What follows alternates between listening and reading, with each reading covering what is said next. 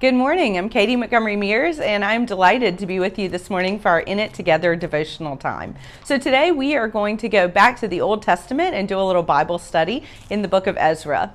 This is the book that chronicles the return of the Jewish folks from their captivity in Babylon back to Zion, which is Jerusalem. So they are brought back by King Cyrus. He's the king of Persia, and he's inspired by God to let them come back. And so they come back and immediately get to work on rebuilding the temple. This would be the second temple, and they start by building the altar first because they need a place to make sacrifices to God, and then they lay the foundations. And in the second year of their work, the Samaritans, who are described in the text as enemies of Judah and Benjamin, they come and they offer to help. They say, look, let us help you build your temple.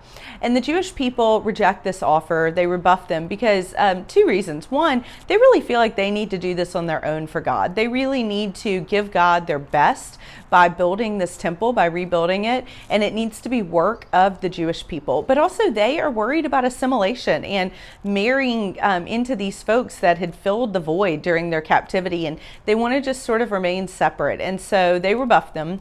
What happens is the Samaritans are so mad about this. They start to try to thwart their efforts. And the first thing they do is they terrorize the people that are on the job site. And then after that, that doesn't work. They try to turn them away from God and frustrate their efforts at religion, and that doesn't work. And they try to bribe city officials. And so finally what they do is they write to the person that was the king at that point, who is Artaxerxes, and he's taken over after another king and after Cyrus, and they write him a letter and they say, listen, look back in your annals of history.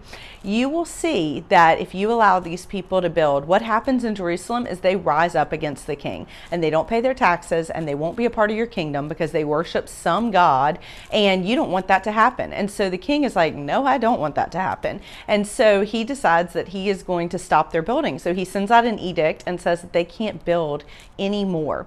And they are delayed. In Ezra 4:24, it says that they are delayed from building from King Artaxerxes until the second year of King Darius's reign, and they don't complete the temple until the 6th year of King Darius's reign. And this is ultimately, it's 14 years that they're not able to build, and 18 years until they are able to complete the temple. They must have felt so defeated. I think about that. If you have a job site, like if you're trying to build a house and all of a sudden you have to stop and you drive by it every day for 14 years, nothing changes on it. That's how they felt, but tenfold. They had this big open area that they had started work on the temple, and then for 14 years weren't able to do anything, and they must have felt defeated.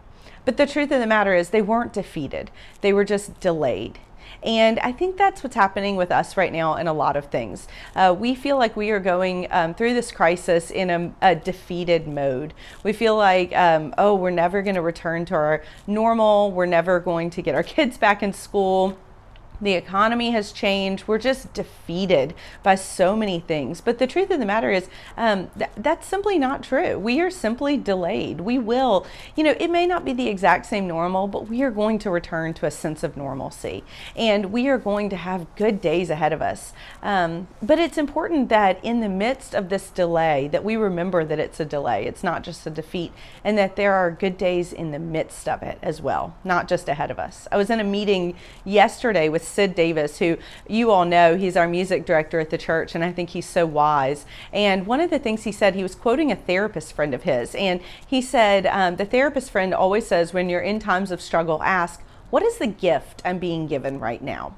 And so I want us to think about that. In the midst of this delay, what is the gift that we are all being given right now?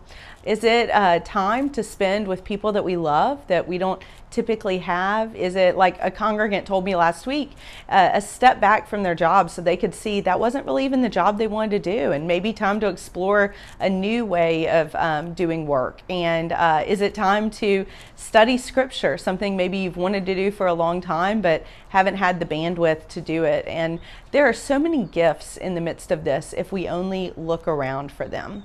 A lot of our problem is often that we just get stuck in this defeated mindset instead of the delayed mindset. And so I just want to challenge you this week and today, as you go about your day, when you find yourself feeling defeated, I hope that you'll just put a spin on it and think, I'm not defeated. I am delayed. I will ultimately overcome this. We will all ultimately overcome this. And there might be a gift for me in this right now. And so let me look and see what that gift might be. I wish you blessings on your day, friends.